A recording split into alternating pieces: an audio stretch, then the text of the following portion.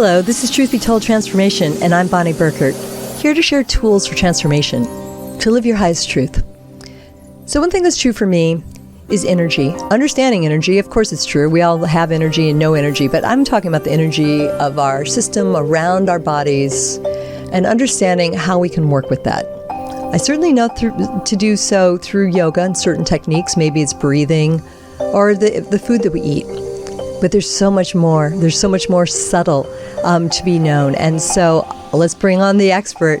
Hi, Alex Urbina. Welcome to Truth Be Told Transformation.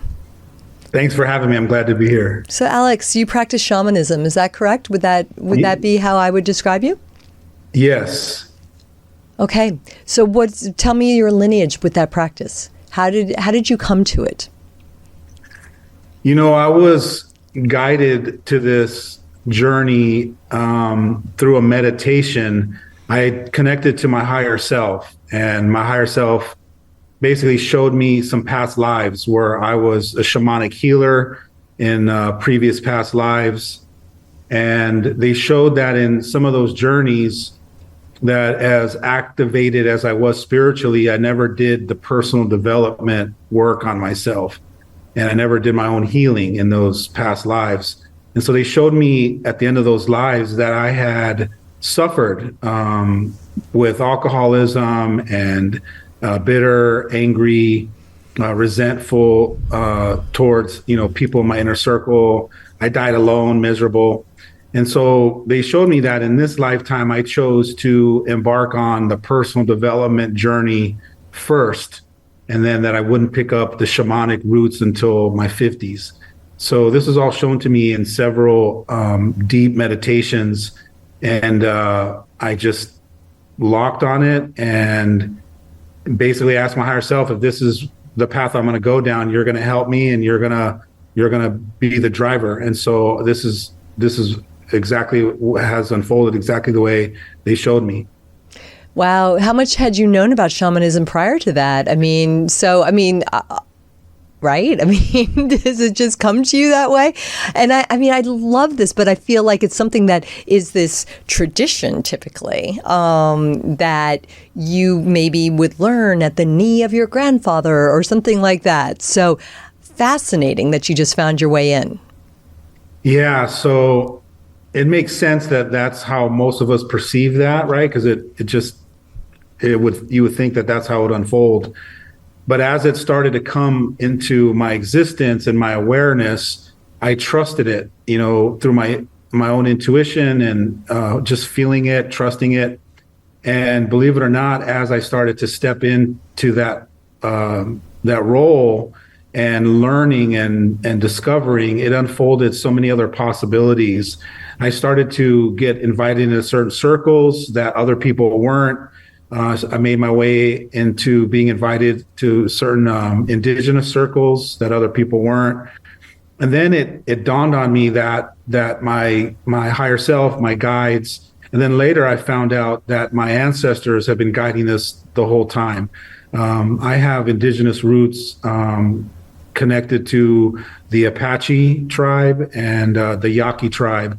And so they have basically shown themselves to me the last 6 months and activated me with the ability to transmute energy as the next level of my gifts. So I went through all of the, shamanic journey of cord cutting and soul retrievals, and kind of went through that and learn those things and help facilitate that for people. But right now I'm at this new phase of this journey, and that's transmuting energy from the energy body, which is causing people to heal physically. Fantastic. So let me ask, can you give us maybe a little sense of what that would be like? If you're the person that's receiving that work from you, are we lying down on the table? Do you use music? I'm just curious, how does it work? How do you do it? And what are we experiencing while it's happening, and certainly afterwards? What's on the other side? Yeah, so it's not as beautiful the way you describe it like that. It's not, the way it would be looking or portrayed in a movie. the way energy transmutation works is that I can work on anyone in the world from my location if I tune into them and where they're at. I can work on the energy body from anywhere, and you don't feel anything. What I'm doing is I'm going in and tapping into your energetic field and scanning it to find out what sources are either stealing life force or blocking the universal energy that flows to us all, through us all, and from us all. And once I've identified those sources, then I'm able to transmute that energy from its current form and transform it into a higher form. I like to transform everything into love, because for me, love is the main frequency that we're all from and resonate with. So when I'm doing these transmutations and transformations, all of a sudden, within weeks, within months, people start to experience their body healing itself. And so as far as feeling anything on the other end, most people don't feel anything. But that's kind of how the process, it was taught to me, and that's how I facilitate it. Beautiful. Now, so you talked to me about how through meditation, you became aware that this is something that you should pursue, that you were meant to learn this and offer this, right? So as individuals, as this is happening to us, do we need to kind of be adept at meditating to then receive the work that you're doing for us? Yes and no. If you're a meditator and you want to participate, I love that and I encourage it, because by meditating on your end, you're putting some skin in the game. Okay. And you're taking ownership of your own healing process. So if I'm going to transmute energy for you or clear you, and you want to be a part of that, I'll get on a call with you or text you and set up a scenario for you to meditate, so that on your side, you're visualizing yourself either releasing or letting go these blockages. And then I'll give you some instructions if you need help meditating to play that part on your side. But it's not necessary. So I've also done clearings where people don't know they're being cleared. They just gave me that permission, and I'll just clear them from wherever I'm at, whenever I'm prepared and ready and intentional to clear them. But it does help if you meditate, because then you're taking part in it. You're playing your part. Right, potentially receiving mode. So, a lot of times I think of a shaman as having certain tools, such as, I mentioned music, drumming, perhaps incense, certain plants, plant medicine, mantras, chanting, the location, the phase of the moon. I mean, I feel like I'm mashing up a couple of different traditions into one, but I think my ignorance may just give us a point of talking about the different practices of shamanism and what that is. I mean, maybe I'm talking about rituals that ultimately facilitate the shaman to be able to do this energy healing work on people. But please help me understand a little bit more about traditions in shamanism, different types of shamanism. Yeah, so what you were describing is definitely the traditions, and I like to call them ceremony. So it's more ceremonial, right? So if you pull your feather out, it's a ceremony that you're cutting cords with the power of the eagle medicine, right? And you're cutting those cords.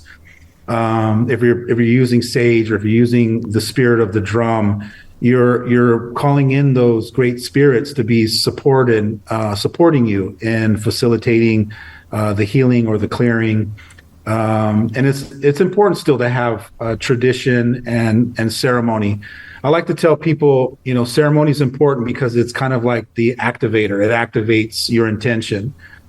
However, I also tell people, don't get caught up on all of the things that you put in a box, like it has to be looking a certain way. Like the shaman has to come out with their drum, and they have to do standing in front of the moon and looking at all the four different directions.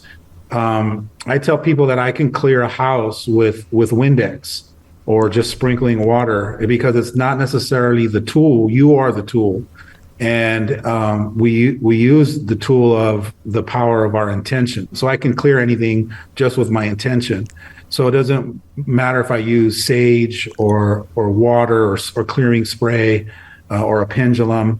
It's more about my intention. But the ceremony is still sacred, and I still use it from time to time. But I don't use it all the time, and I don't outuse it or overuse it either. Right. And it sounds like you don't need to use it. That's pretty much what I'm saying. Yeah. It's when if I'm resonating with the medicine, or if I'm resonating with this certain tool, or if there's certain crystals that feel like they're connected to me, or they want to go on a trip, or I go based on frequency, and I go based on my intuition. So it's more of a trusting of the relationship that I have with my tools and with the ceremonies, because I see it all as sacred. It's all sacred. So I don't just pull something out just because I want to show off or imply myself to be a certain way. Well, you know what I take away from this, and this is sort of just generally speaking, is the reverence with which we use something. And right? So if you're going to light that candle, do so with some mindfulness, right? Would be part of it. Absolutely. Right? So any tool you're using can become magical. Like maybe even the pen that if you want to write, if you're doing some journaling or something like that, you letting that pen be an extension of you and what's meant to come through you, if that's perhaps one way that you're going to learn, right? Absolutely. And like I said, to me, it's a partnership. So whether it's a drum or a feather or anything that I'm using, any type of instrument, a sound bowl, I'm creating that permission with them, with that being, that entity, that tool, that consciousness to say, hey, we're going to go and clear this house. You're going to go with me, and you're going to go with me. But it's an intuitive feeling. It's a frequency. And so I usually gather my tools that I feel like I need and take them with me along for the ride. And they get to partner up with me to match up my intention. You mentioned, I did a very interesting course on the herbs of Central America, and a lot of them talked about maybe some shamanic uses. And I'm jumping around with a couple different thoughts. I mean, the herbs are very interesting. I don't know if that's something that you ever work with, any form of herbs for healing, or if it's just pure energy. I mean, obviously plants have energy, of course, but so that's one topic I'd like to ask you about is, would herbs come into this in any way, any kind of plants? I haven't gone down that path I'm not called or resonate with herbs. I have been resonating with psilocybin, and I have been facilitating plant medicine journeys for people for the last couple years. I haven't done so recently because of this new activation of transmuting energy. But again, it's more of what I'm resonating with. Like some people, they feel called towards ayahuasca. Other people, they get called to San Pedro. So you have to kind of just feel it and tune in to what your calling is. It's like a sorcerer that has specific tools that they're drawing to them to figure out what they're going to use to match their intention to create a specific result. So I've been always just intuitively kind of feeling my way around, but also remembering.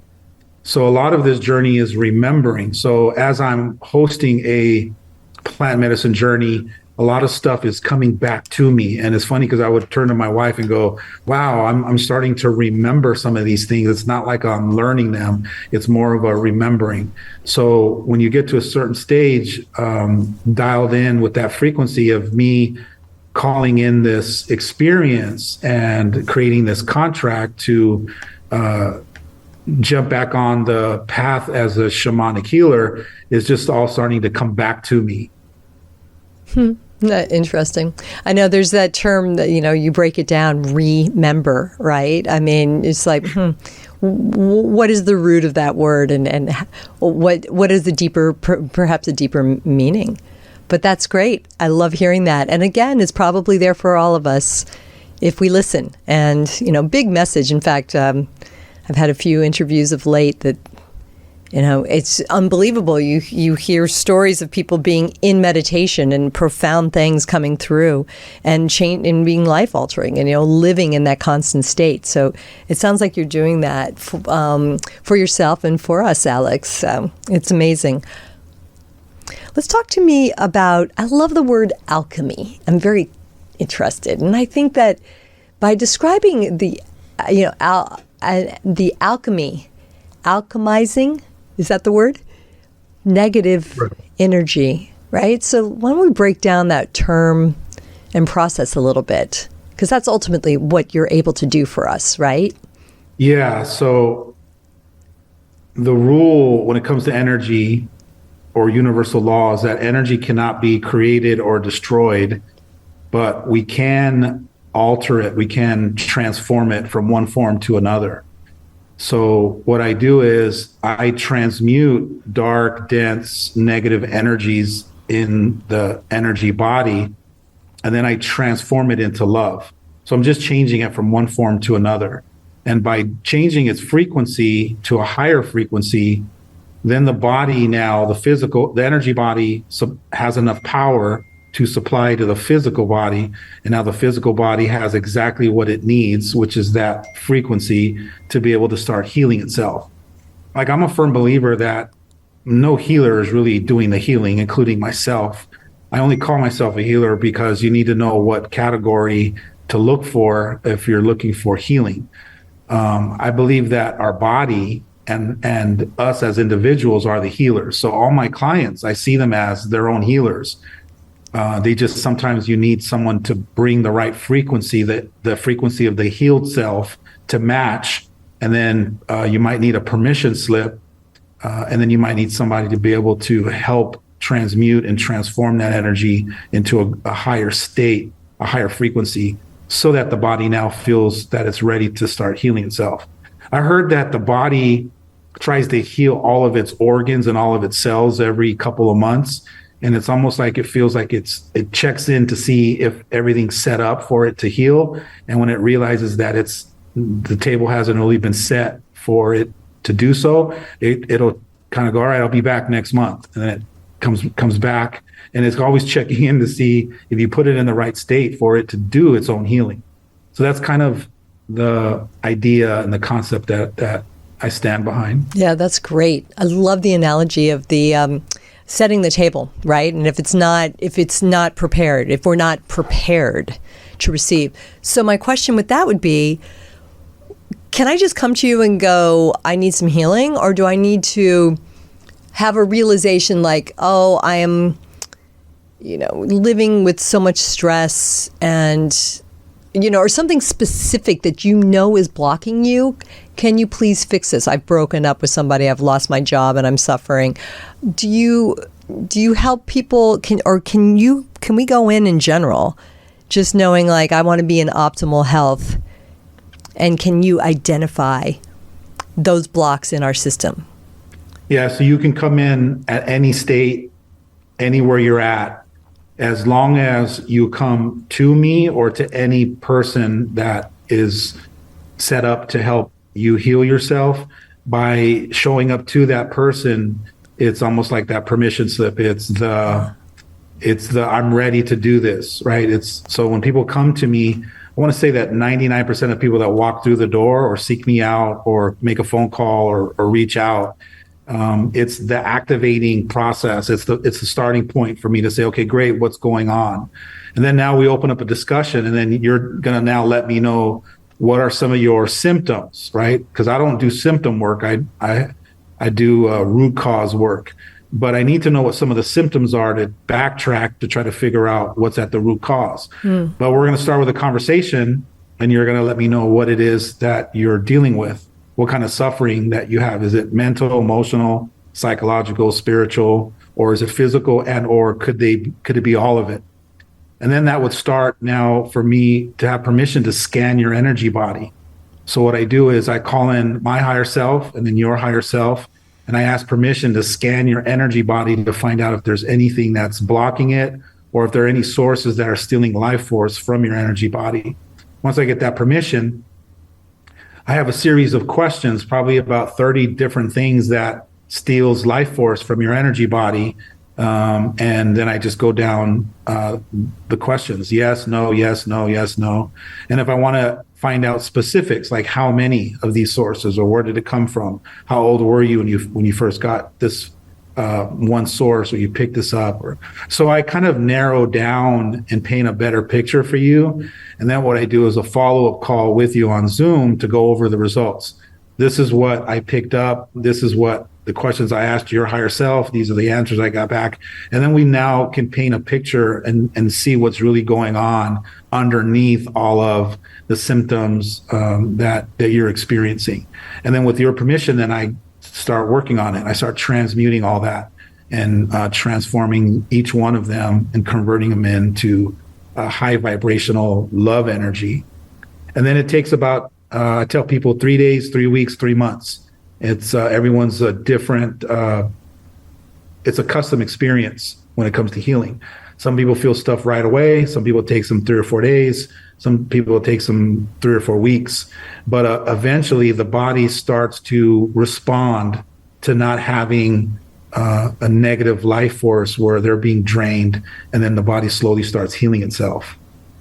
Oh my gosh, it sounds so beautiful. I'm just fascinated as you describe the process. I guess, I was just thinking about how, you're going into some questions, you're going a deep questionnaire that you're really speaking to somebody. And I love the concept of this level of holistic healing, and imagining it for myself and special people in my life. It's like, if they could work with Alex, I really feel like there could be a breakthrough. It's really exciting. Good, Alex, it's great. So you mentioned your indigenous background, right? I'd love to know what you've learned, if that's something that's been a part of your life always, or if that's more recent, if that you've been maybe resonant with traditions from your culture. So my background is transformational trainings.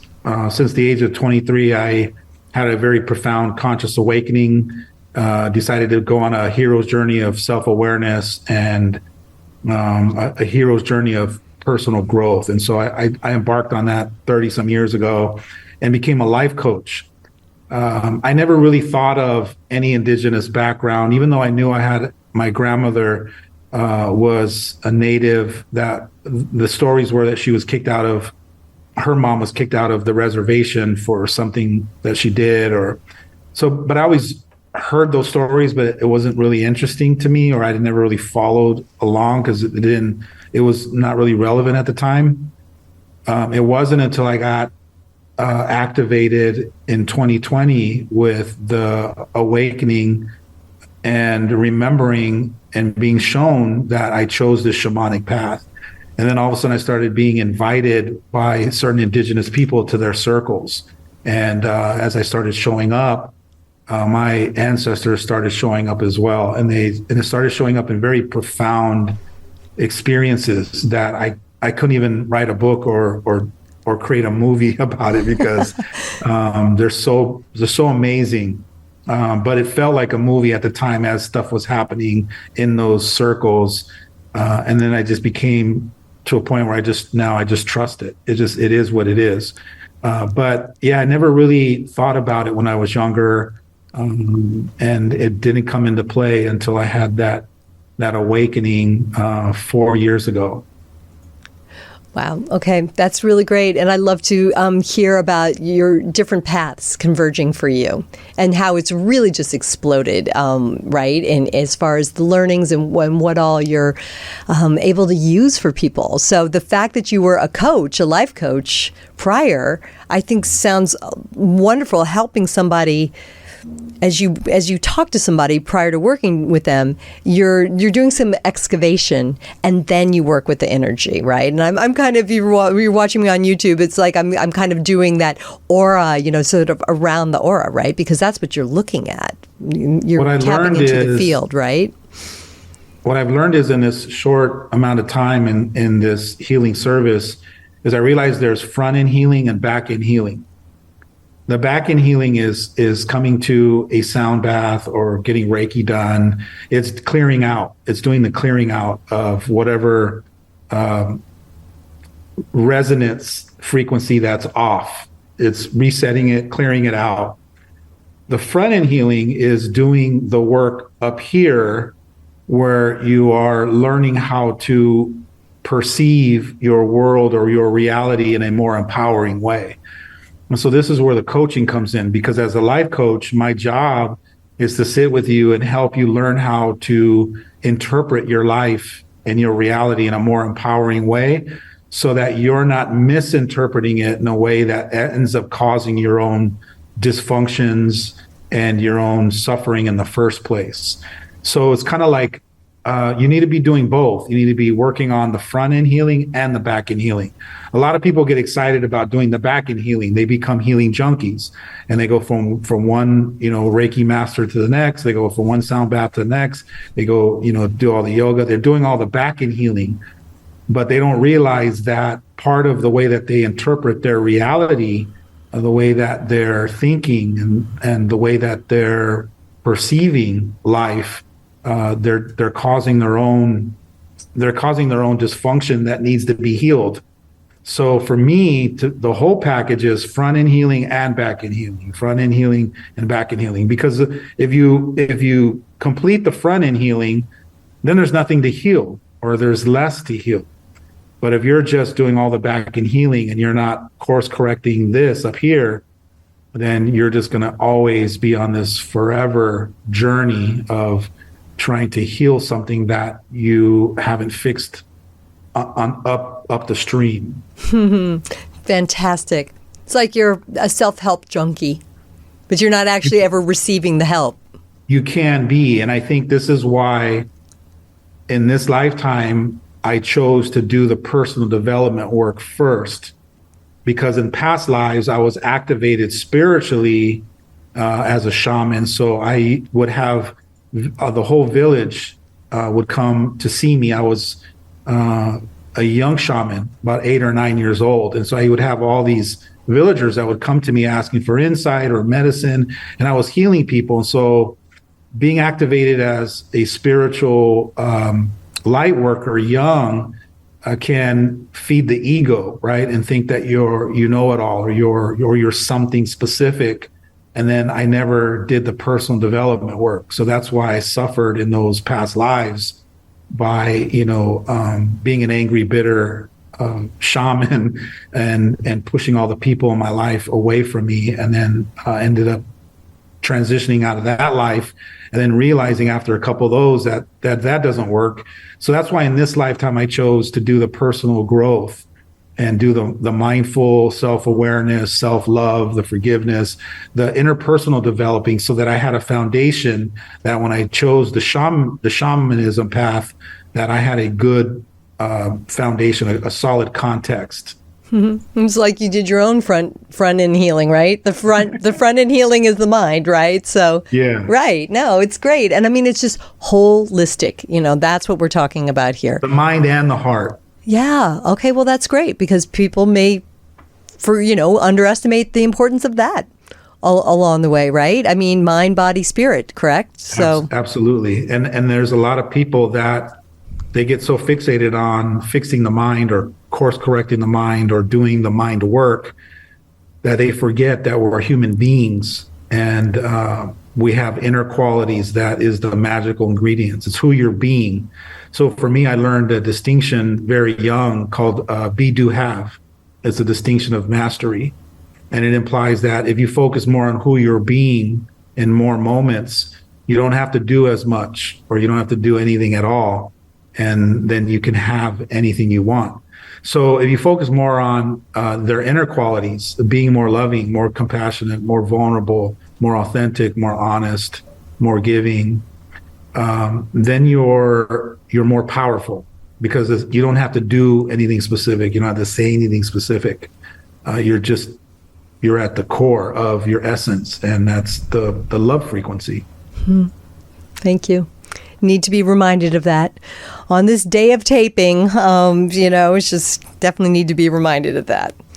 So one of the ways I like to close my conversations is asking a wise man like yourself, how do you feel we're doing as a human race? I mean, I have a show that I can share information like yours out there to the world. What a blessing.